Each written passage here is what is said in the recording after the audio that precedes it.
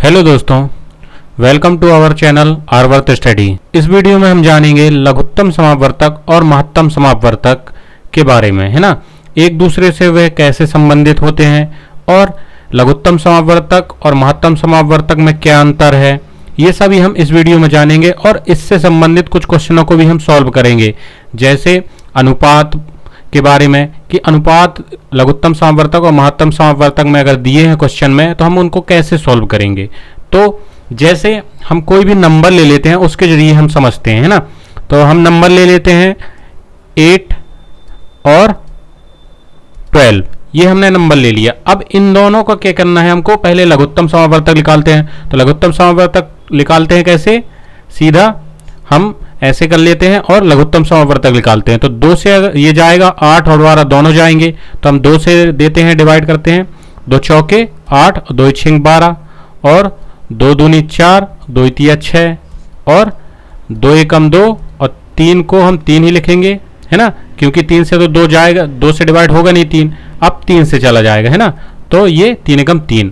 लघुत्तम समापवर्तक और महत्तम समापवर्तक की अलग से मैंने एक वीडियो बनाई है, उसको आप जाकर देख लीजिए और समझ लीजिए अच्छे से, है ना। तो अभी हम इन दोनों के बारे में बात करेंगे। तो अब इसी नंबर का हम इन्हीं संख्याओं का क्या करते हैं, महत्तम समापवर्तक निकालते हैं। तो 8 और 12 का महत्तम समापवर्तक कैसे निकालते हैं, 8 का अलग गुणांक निकालते हैं, फैक्टर निकालते हैं, और 12 का अलग निकालते हैं, ठीक है। तो 8 का हम अलग निकालेंगे फैक्टर, तो 2 चौके 8, 2 दूनी 4 और 2 एकम 2, ये आ गए। और 12 का हम अगर अलग निकालें तो कितना आएगा, 2 6 12 और 2 तिया 6 और 3 एकम 3, मतलब 8 के कितने आए, 8 को हम 2 गुणित 2 गुणित 2, ये इसके 8 के फैक्टर है ना। अब 12 के कितने हैं फैक्टर, 2 गुणित 2 गुणित और 3। तो इसमें कॉमन क्या मिल रहा है, इसमें कॉमन हमको मिल रहा है 2 और इसमें भी 2 मिल रहा है, इसमें एक और 2 मिल रहा है, इसमें एक और 2 मिल रहा है, और बचे क्या है, 2 और 3 बचा है। तो ये तो कॉमन मिल नहीं रहे दोनों में, है ना। तो आया क्या हमारे पास, 2 गुणित 2, है ना। 2 2 के 2 जोड़े बने हैं ना, इसमें एक 2 मिल रहा है, इसमें 2 1 मिला तो 2 लिख लिया, और एक 2 इसमें मिला, एक 2 इसमें मिला, 2 और लिख लिया, तो हो जाएगा 2 दूनी 4। और लघुत्तम समापवर्तक हमारे पास क्या क्या आया है, 2 गुणित 2 गुणित 2 गुणित 3। अब इनका हम सबको गुणा कर देंगे, तो 2 दूनी 4, 4 दूनी 8, 8 दूनी 16, 8 24, ये आ गया 24 इसका क्या, लघुत्तम समापवर्तक, और 4 आ गया हमारा महत्तम समापवर्तक। मतलब एलसीएम हमारा जो आया है वो क्या आया है, 24, और एचसीएफ हमारा आया है वो आया है 4, है ना। लघुत्तम समापवर्तक 24 और एचसीएफ मतलब महत्तम समापवर्तक 4, ये हमको प्राप्त हुआ। अब ये दोनों एक दूसरे से रिलेटेड क्या हैं, देखिए 2 संख्याएं, मान लो हमने 8 और 12 2 संख्याएं ली हैं, तो संख्याओं का गुणनफल, संख्याओं का गुणनफल बराबर लघुत्तम समापवर्तक मतलब एलसीएम गुणित एचसीएफ मतलब महत्तम समापवर्तक, एलसीएम गुणित एचसीएफ, ये जो है एक दूसरे से रिलेटेड एक फॉर्मूला है ना। जैसे संख्याओं का गुणनफल मतलब 8 और 12 का गुणनफल करते हैं हम, 8 गुणित 12 बराबर एलसीएम कितना आया हमारा 24, तो 24 ले लिया, गुणित एचसीएफ हमारा आया 4, ये दूसरे एक दूसरे के बराबर होंगे, है ना। ये संख्या, ये जो हमने फॉर्मूला लिखा है ये इसी से रिलेटेड है, मतलब किसी भी संख्या 2 हो या 3 हो या 4 हो, अगर उनका गुणनफल कितना है, एचसीएफ और एलसीएम के गुणनफल के बराबर होगा, है ना। महत्तम समापवर्तक और लघुत्तम समापवर्तक दोनों का अगर हम गुणा करें तो वो संख्याओं का गुणनफल आ जाता है। जैसे 8 का 12 में करेंगे तो कितना आएगा, 12 8 96, तो हम यहाँ 96 लिखते हैं। और 24 का अगर 4 में करते हैं तो करते हैं गुणा, 4 चौके 16, 1 बचा, 4 दूनी 8 और 1 9, 96 आया, 96 दोनों साइड बराबर है ना।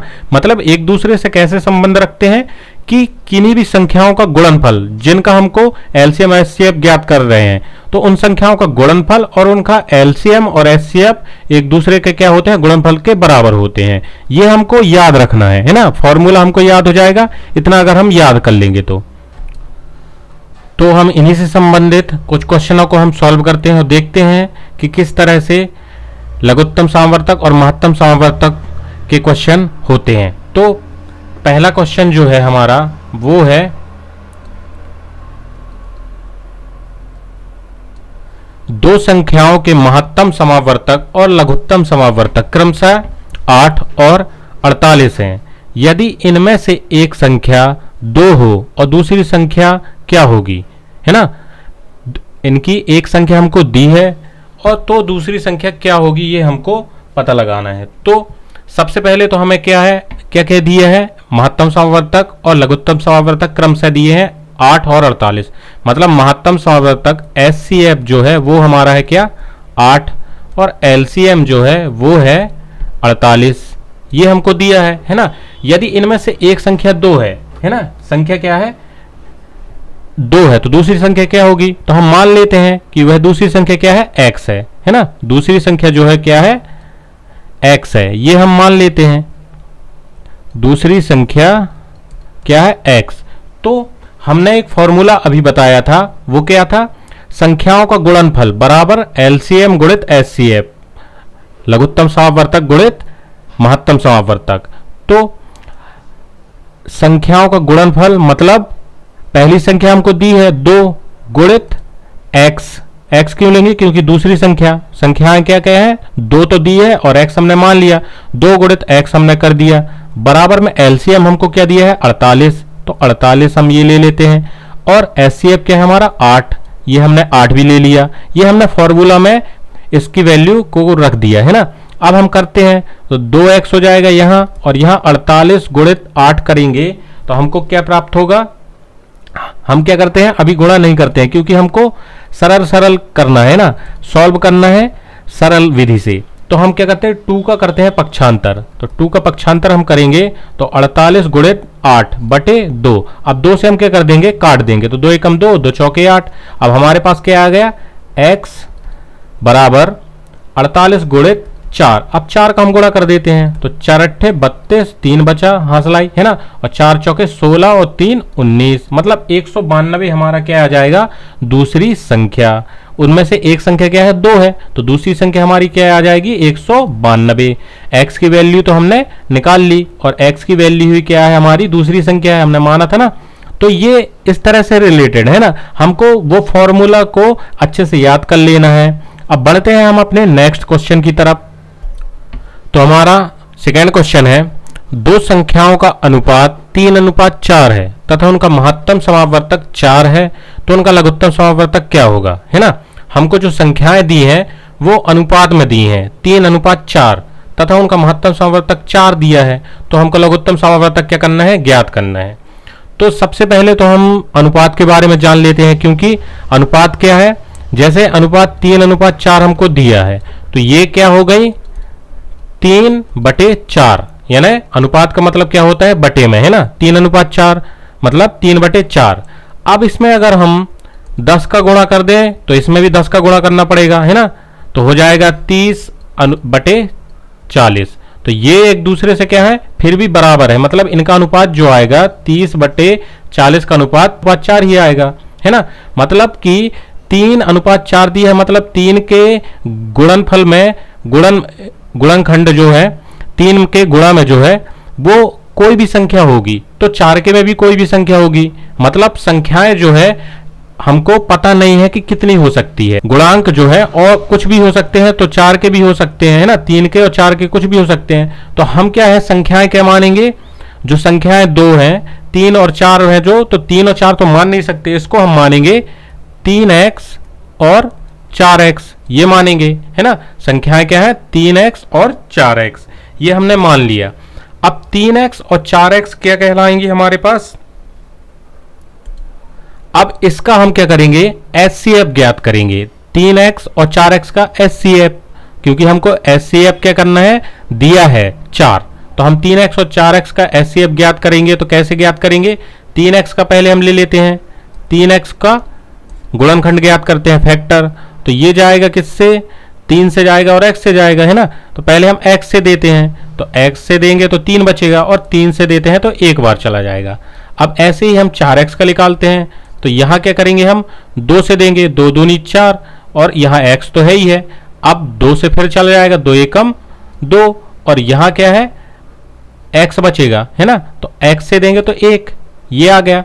तो हमारे पास क्या आया, 3x का आया है जो HCF, वो क्या आया है, मतलब गुणनखंड इसके फैक्टर क्या आए हैं, x और 3, x और 3, और इसके जो आए हैं क्या आए हैं, 4x के 2 गुणित 2 गुणित x। तो इसमें हमको कॉमन ढूंढना है, HCF के लिए हम यही करते हैं ना। तो इसमें x है और इसमें भी x है, और इसमें 3 है लेकिन इसमें 3 नहीं है, और इसमें 2 है लेकिन इसमें 2 नहीं है ना, फर्स्ट वाले में। तो हमारा जो HCF आया वो क्या आया है, x, ये आया HCF x। अब हमने x आया HCF, तो हमको HCF क्या दिया है हमारे पास, 4, महत्तम समापवर्तक मतलब HCF ही होता है ना, तो ये दिया है हमको 4। तो जो x की वैल्यू हमको क्या प्राप्त हो गई, x बराबर प्राप्त हो गया हमको 4। मतलब हमें संख्याएं प्राप्त हो सकती हैं। अब हम संख्याएं कैसे प्राप्त करेंगे, हमने संख्याएं मानी थी ना, फर्स्ट में माना ये 3x और 4x संख्याएं हैं, तो x की वैल्यू हम रख देते हैं। तो 3x में अगर हम रखेंगे तो हमको क्या प्राप्त होगा, 3 गुणित 4 बराबर 3 चौके 12, पहली संख्या प्राप्त हुई। अब 4x में हम अगर रखते हैं, गुणा 4 का करते हैं, तो हो गया 4 चौके 16, मतलब हमको 12 और 16 क्या हो गई, दोनों संख्याएं प्राप्त हो गई। अब हम इन दोनों को क्या करेंगे, लघुत्तम समापवर्तक निकाल लेंगे, तो हमको क्या हो जाएगा, लघुत्तम समापवर्तक हमको प्राप्त हो जाएगा, और यही हमको प्राप्त करना है। तो हम क्या करते हैं, 12 और 16 का क्या करते हैं, लघुत्तम समापवर्तक निकालते हैं। तो 12 और 16 2 से चला जाएगा, तो 2 छिंग 12 और 2 अट्ठे 16, और 2 से फिर जाएगा तो 2 तिया 6 और 2 चौके 8, अभी भी 2 से चला जाएगा, तो 3 को 3 लिखो, 2 दूनी 4, अभी भी 2 से चला जाएगा, तो 3 को 3 लिखो और 2 एकम 2, अब क्या जाएगा, अब 3 से जाएगा तो 3 एकम 3, मतलब हमको प्राप्त क्या हुआ, 2 गुणित 2 गुणित 2 गुणित 2 गुणित 3, तो 2 दूनी 4, 4 दूनी 8, 8 दूनी 16, और 16 ती 16 दूनी 32, 16 ती 48, तो ये हमको 48 LCM आ गया। तो हमारा जो आंसर होगा वो क्या होगा, 48 ही होगा, क्योंकि हमको क्या प्राप्त करना था क्वेश्चन में, लघुत्तम समापवर्तक, जो कि हमारा 48 है। अब इसी तरह से हम क्या 1-2 क्वेश्चन और भी देखते हैं। तो हमारा थर्ड क्वेश्चन है, ये थर्ड है, दो संख्याओं का अनुपात 3:4 है तथा उनका लघुत्तम समापवर्तक 84 है, तो इनमें बड़ी संख्या कौन सी है ना। अभी हमने इसके पहले जो क्वेश्चन सॉल्व किया है उसी तरीके से इसको भी करना है। तो हम इनमें भी संख्या मान लेंगे, बड़ी संख्या कौन सी है ये मानने के लिए हम क्या करेंगे, इनकी संख्याएं मान लेंगे कि वह संख्याएं क्या है, 3x हैं और 4x हैं, ये दो संख्याएं हैं, है ना, अनुपात 3 और 4 है। तो इनको हम पहले वाले क्वेश्चन की तरह मान लेंगे कि संख्याएं क्या क्या है, 3x और 4x है। अब क्या करेंगे हम, अब इसका हम लघुत्तम समापवर्तक क्या दिया है, 84, तो हम इसका लघुत्तम समापवर्तक निकालेंगे, जो दिया है हम वो निकालेंगे जिससे हमें x की वैल्यू प्राप्त हो जाए। तो हम क्या करते हैं, 3x और 4x का क्या निकालते हैं, लघुत्तम समापवर्तक। तो इसका लघुत्तम समापवर्तक क्या आएगा, पहले तो ये जाएगा किससे, 2 से जाएगा, तो हम 2 से देते हैं, तो 3x तो जाएगा नहीं, ये जाएगा तो 2x बचेगा, है ना, 2 दूनी 4 होता है, अभी भी 2 से चला जाएगा तो 3x, और ये 2x बस बचेगा, अब 3 से जाएगा तो x बचेगा, है ना, और यहाँ भी x बचेगा। अब x के जाएगा तो 1x और 1x, है ना, ये बचा हमारे पास। तो लघुत्तम समापवर्तक क्या है, LCM बराबर आ गया 2 गुणित 2 गुणित 3 गुणित x, मतलब 2 दूनी 4, 4 ती 12, 12x। तो हमारे पास क्या है, 12x हमको क्या मिल गया, LCM, और LCM हमको क्या दिया है, 84, मतलब 12x बराबर 84, क्योंकि LCM ये भी है और LCM हमको दिया भी है 84, तो ये एक दूसरे के बराबर होंगे ना, जिससे हम क्या करते हैं, x को यहीं रखते हैं और 12 को करते हैं पक्षांतर, है ना, 84 बटे हमारे पास क्या है 12, तो 84 बटे 12। अब 12 की टेबल पढ़ो और इसको काट दो, तो 12 सत्ते 84 होता है, तो 12 एकम 12, 12 सत्ते 84, और ये 7 आ गया। x की वैल्यू हमको क्या प्राप्त हो गई, 7।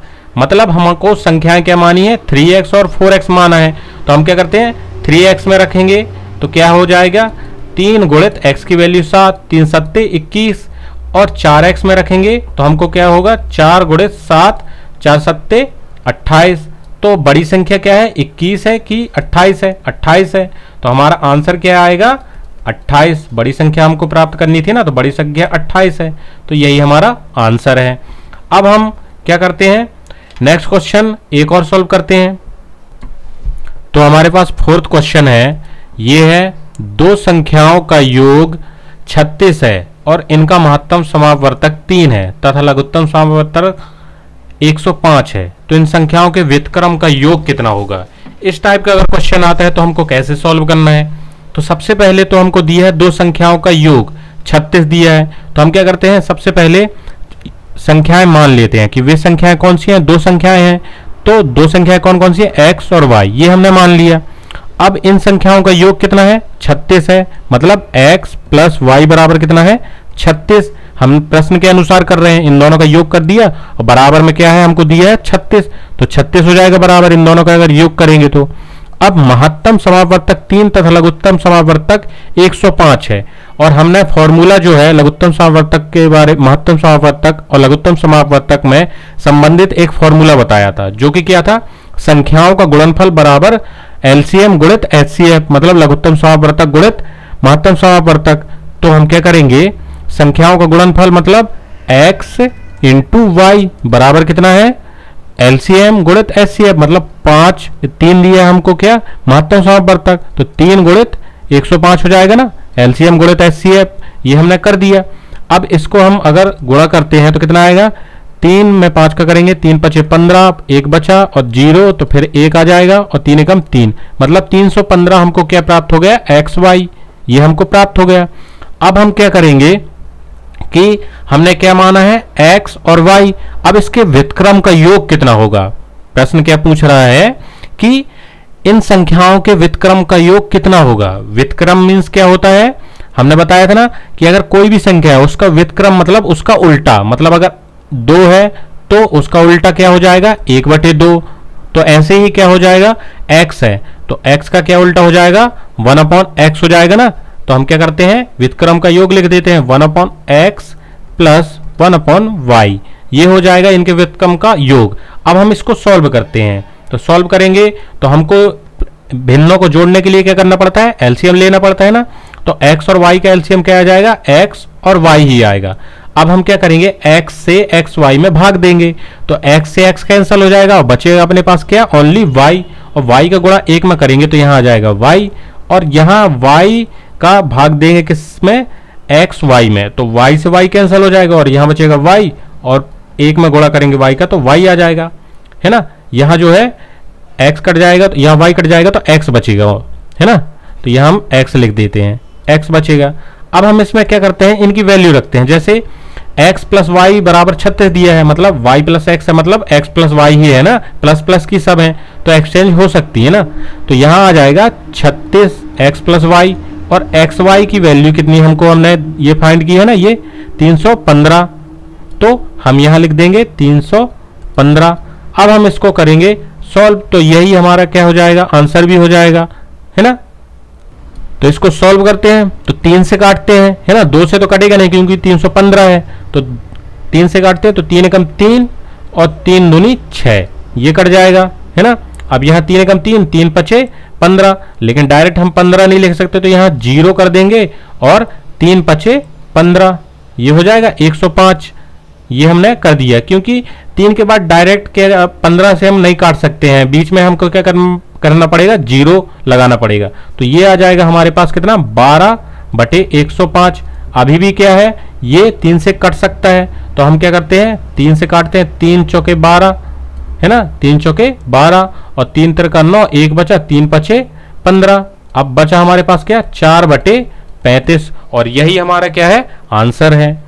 तो दोस्तों इसी प्रकार से आप और भी क्वेश्चनों को सॉल्व कर सकते हैं, इसी की मदद से। आगे इसी तरह की वीडियो हम लाते रहेंगे, तो हमारे चैनल को सब्सक्राइब कर दीजिए और वीडियो को लाइक जरूर करिएगा। धन्यवाद।